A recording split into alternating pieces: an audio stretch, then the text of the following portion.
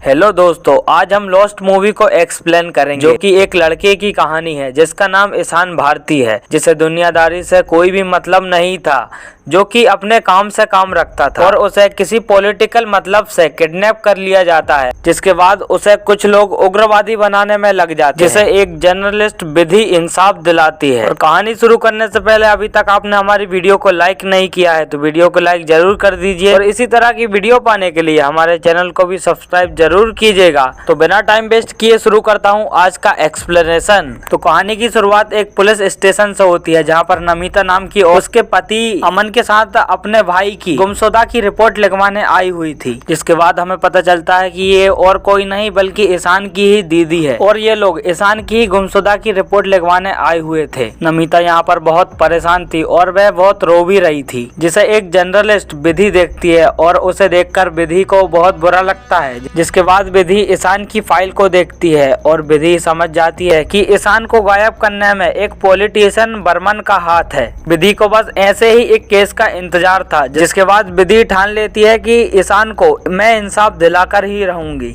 इसके बाद विधि अपने बॉस को बर्मन के बारे में बताती है। वो कहते हैं कि हम ओपनली इस पर उंगली नहीं उठा सकते, तुम इसके खिलाफ कुछ पुख्ता सबूत लेकर आओ। इसके बाद विधि इस केस पर काम करना शुरू कर देती है। विधि अपने नानू के साथ रहती थी और वो अपने नानू से कोई भी बात नहीं छुपाती थी। आगे विधि अपने नानू को ईशान की कहानी सुनाने लगती है। वो बताती है कि ईशान एक सादा सिंपल लड़का था जो नए यूथ को जागरूक करने का नाटक किया करता था और उसकी एक गर्लफ्रेंड भी थी जिसे वो बहुत प्यार करता था, जिसका नाम अंकिता है। अंकिता एक न्यूज चैनल में एंकरिंग का काम किया करती थी और वह ये जॉब छोड़ना चाहती थी क्योंकि उसमें पैसे बहुत कम थे। अब तक तो इन दोनों की लाइफ में सब कुछ एकदम सही चल रहा था, लेकिन एक दिन अंकिता पर एक पॉलिटिशियन बर्मन की नजर पड़ जाती है और वो उसे बहुत अच्छी लगती है, जिसके बाद बर्मन अंकिता को एक जॉब ऑफर करता है और उसमें पैसे भी अच्छे थे और फिर अंकिता इस जॉब को करने के लिए तैयार भी हो जाती है क्योंकि अंकिता को ऐसे ही ज्यादा पैसों वाली जॉब की तलाश थी। इसके बाद अंकिता ईशान को इग्नोर करने लगती है और उसका कॉल भी नहीं उठा रही थी। आगे कुछ दिनों बाद बर्मन अंकिता को एक फ्लैट भी गिफ्ट करता है। ये बात अंकिता ईशान को भी बताती है और उसे अपने नए घर का एड्रेस भी देती है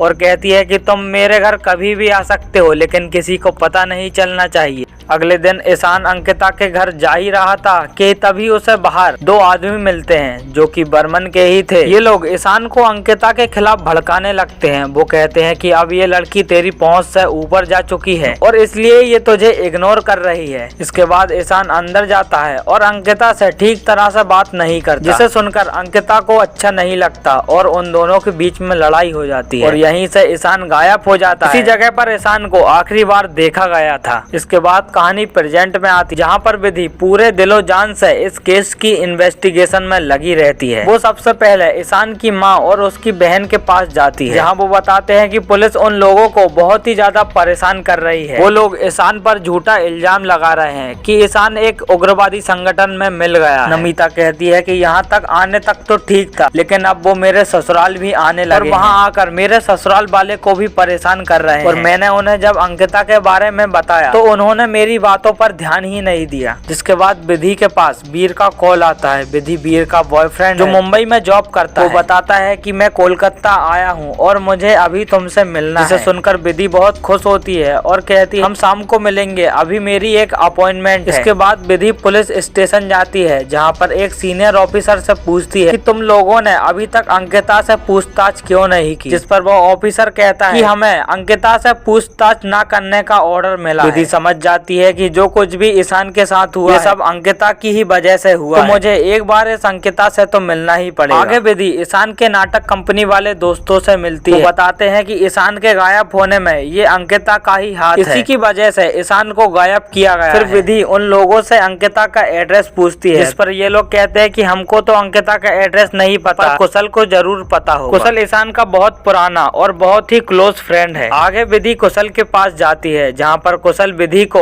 अंकिता का एड्रेस दे देता है और इधर विधि को अंकिता से मिलने से पहले ही अंकिता के पास से बर्मन का कॉल आता है और बर्मन अंकिता से पहले ही बोल देता है कि तुम्हारे पास एक विधि नाम की जर्नलिस्ट आई जो तुमसे ईशान के बारे में पूछेगी। इस पर अंकिता बर्मन से पूछती है कि ईशान कहाँ है और वो जिंदा भी है कि नहीं। इस पर बर्मन बात घुमाकर अंकिता से कहता है कि तुम ईशान की बातों पर ध्यान मत दो, अगले महीने इलेक्शन है और मैंने तुम्हारे बारे में सीएम सर से बात कर ली है, तुम्हें एमएलए की सीट मिल जाएगी, बस इलेक्शन पर ध्यान दो, इन फालतू बातों पर तुम ध्यान मत दो। आगे विधि अंकिता के घर आती है और ईशान के बारे में पूछती है, लेकिन अंकिता इसे यहाँ कुछ भी नहीं बताती। वो बस यही कहती है कि मुझे ईशान के बारे में कुछ भी नहीं पता है और वो यहाँ पर विधि से ठीक तरह से बात नहीं करती। इसके बाद विधि यहाँ से चली जाती है। आगे विधि ईशान के जीजा अमन के पास जाती है जो उसे बताता है कि हम पर पुलिस वाले बहुत ही ज्यादा दबाव डाल रहे हैं। कल फिर उन लोगों ने मुझे पुलिस स्टेशन बुलाया था और मुझे एक उग्रवादी संगठन के है भीष्म राणा की फोटो दिखाकर पूछा कि इसे तुम जानते हो क्या, तो मैंने मना कर दिया। इसके बाद मुझसे कई सवाल और पूछे घुमा फिरा कर, मैंने उन सवालों का जवाब भी ना में दिया और मुझे उन लोगों ने जाने दिया, लेकिन मुझे लग रहा था कि उन्हें मेरी बातों पर जरा भी विश्वास नहीं था। इसके बाद विधि सोचती है कि एक बार इस भीष्म राणा से बात हो जाए तो सब कुछ साफ साफ हो जाएगा। तो विधि एक पॉलिटिशियन के पास जाती है तो वह बताता है कि मैं उससे बहुत पहले मिला था, लेकिन अब मुझे उसके बारे में नहीं पता, लेकिन मैं एक आदमी को जानता हूँ जो तुम्हें उस तक पहुँचा सकता है। वह बताते हैं कि तुम जिया के पास जाओ, वो तुम्हें राणा तक पहुँचा सकता है। इसके बाद विधि जिया के पास जाती है, लेकिन जिया इस काम को करने से मना कर देता है। वह कहता है कि मैं पहले उन लोगों को जानता था जो तुम्हें राणा तक पहुंचा सकते थे, लेकिन अब मैंने वो काम छोड़ दिया है। विधि यहाँ पर जिया को बहुत मनाने की कोशिश करती है, लेकिन जिया यहाँ पर नहीं मानता और वो यहाँ से चला जाता है। और उधर बर्मन के आदमी विधि के नानू का पीछा करने लगे हैं और उन्हें डराने की कोशिश भी करते हैं। वो कहते हैं कि अपनी पोती को समझा लो कि ये केस वापस ले ले, नहीं तो उसके साथ कुछ भी हो सकता है और नहीं तो आपको भी कोई उठाकर ले जा सकता है। लेकिन नानू इन लोगों से नहीं डरते, बल्कि उल्टा ही इन लोगों को डरा देते हैं और कहते हैं कि जूस पियो और पहले सेहत बनाकर मेरे पास आओ, और ये कहकर यहाँ से चले जाते हैं। आगे विधि जीत से मिलती है जहाँ पर जीत कहता है कि तुम ये काम छोड़ दो, इस काम में बहुत ही ज्यादा जोखिम है और कई लोग तुम्हारे दुश्मन भी बन गए हैं। इस पर विधि कहती है कि मैं एक निर्दोष लड़के को जस्टिस दिला रही हूँ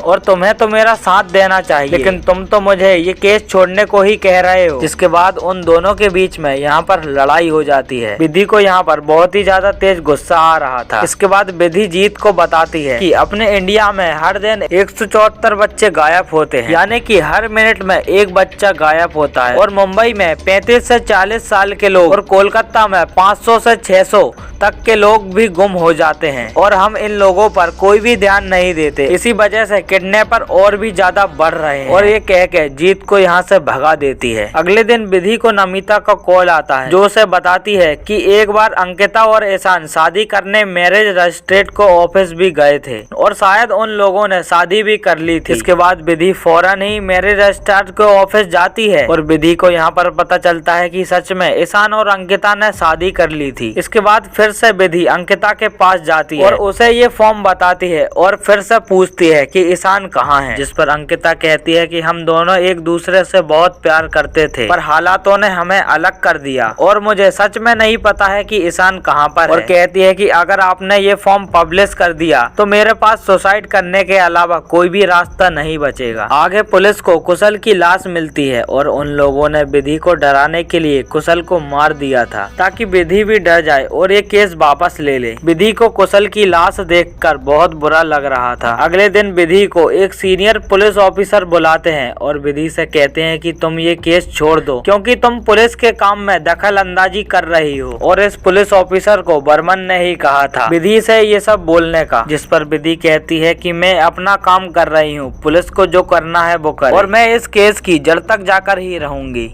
और ये कहकर विधि यहाँ से चली जाती है। आगे विधि बर्मन से इस केस के बारे में इन्वेस्टिगेशन करने के लिए आती है। वो पूछती है कि क्या आपने अंकिता से शादी कर ली है। जिस पर बर्मन कहता है मैं इस क्वेश्चन का जवाब देना ठीक नहीं समझता। आगे विधि बर्मन से और भी सवाल पूछती है, लेकिन बर्मन बहुत चालू आदमी था और विधि को यहाँ पर बर्मन से कुछ खास पता नहीं चलता। अगले दिन विधि के फादर उसके घर आते हैं जो उसे बताते हैं कि अब हमको भी धमकी मिल रही है कि अगर आपकी बेटी ने ये केस नहीं छोड़ा तो हम आपके साथ साथ काम नहीं करेंगे। पहले विधि को लग रहा था कि ये मुझसे इस केस को छोड़ने की ही बात करेंगे, लेकिन अंकल विधि से कहते हैं कि बेटा हमें उससे कोई भी मतलब नहीं है कि हमारे पास पैसा हो या ना हो, बस तुम हमारे साथ रहनी चाहिए। हम तो बेटा तुम्हारे साथ रूखी सूखी भी खा लेंगे, बस हमारे साथ हमारी बेटी रहनी चाहिए। इसके बाद विधि इमोशनल होकर अपने पापा के गले लग जाती है। अब विधि ने ये स्टोरी कंप्लीट कर ली थी, जिसके बाद वो ये स्टोरी अपने बॉस को दिखाती है, तो उन्हें ये स्टोरी बहुत ही लाजवाब लगती है और ये स्टोरी धमाका करने वाली है। जिसके बाद विधि उनसे एक दिन की छुट्टी लेती है। आगे वो अपने बॉयफ्रेंड जीत से मिलने के लिए जाती है और इन दोनों का कुछ दिन पहले झगड़ा हो गया था, लेकिन अब मिलने के बाद इन दोनों के बीच में सब कुछ ठीक हो गया था। ये दोनों बात कर ही रहे होते हैं कि तभी विधि के पास जिया का कॉल आता है। वो कहता है कि मैंने तुम्हारी भीष्म राणा से बात करने की जुगाड़ कर ली है और तुम्हें एक एड्रेस दे रहा हूँ, इस एड्रेस पर तुम जल्दी आओ। इसके बाद विधि फौरन उस जगह पर पहुँच जाती है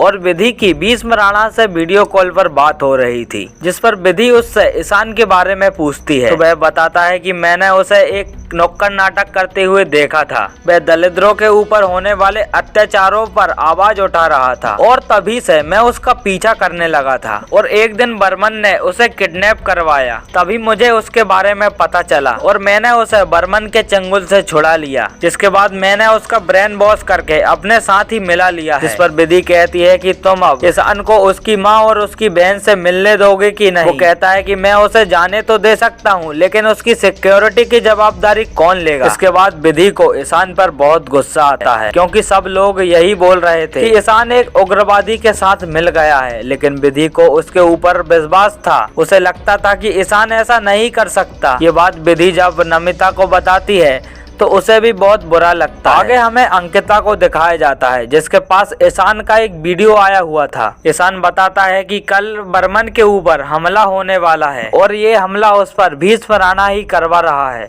और वो कहता है कि तुम बस अपनी जान बचा लेना, लिखा होगा तो फिर मिलेंगे। जिसके बाद अगले दिन बर्मन की गाड़ी को एक बॉम्ब से उड़ा दिया जाता है, लेकिन बर्मन उसमें नहीं था। उसने अपने आदमी को उस गाड़ी में बैठा कर भिजवा दिया। आगे कुछ न्यूज रिपोर्टर बर्मन का इंटरव्यू लेते हैं, जिसमें बर्मन बताता है कि मुझ पे भीष्म राणा ने अटैक करवाया था और इस अटैक में ईशान का भी हाथ था। जिसे सुनकर अंकिता को बर्मन पर बहुत गुस्सा आ रहा था, क्योंकि बर्मन यहाँ पर झूठ बोल रहा था, क्योंकि ये बात उसे पहले से ही पता थी, जबकि खुद ईशान ने ही उसे ये बात बताई थी और इसमें ईशान का कोई भी हाथ नहीं है। इसके बाद अंकिता ये वीडियो विधि के पास पहुँचा देती है। वीडियो देखकर विधि को बहुत खुशी होती है और वो ये वीडियो अपने बॉस को भी बताती है और इसके बाद विधि एक अपनी नई स्टोरी लिखती है, जिसका क्लाइमैक्स पहले से बहुत ही ज्यादा अलग होता है। विधि लिखती है कि कभी कभी अंधेरा होता है, जब चांद को एक काला सा बादल ढक लेता है तो हमें लगता है कि हम पर अंधेरे का राज हो गया है और हम मायूस हो जाते हैं। उस दिन अंकिता ने मुझे वो वार्निंग अटैक की न्यूज देने वाला ईशान का वीडियो नहीं दिया होता तो हम एक बहुत बड़ी गलतफहमी का शिकार हो जाते। और अटैक के दूसरे ही दिन नमिता को ईशान की चिट्ठी मिलती है, जिसमें लिखा था कि वह राणा के चंगुल से भाग गया है। ना तो वो बदले का शिकार हुआ और ना ही उस राणा के संगठन का, और ना ही वो अंकिता से नाराज था। वो समझ गया था पॉलिटिशियन हो या फिर कोई उग्रवादी संगठन, सब लोग अपने ही फायदे के लिए लोगों का इस्तेमाल करते हैं।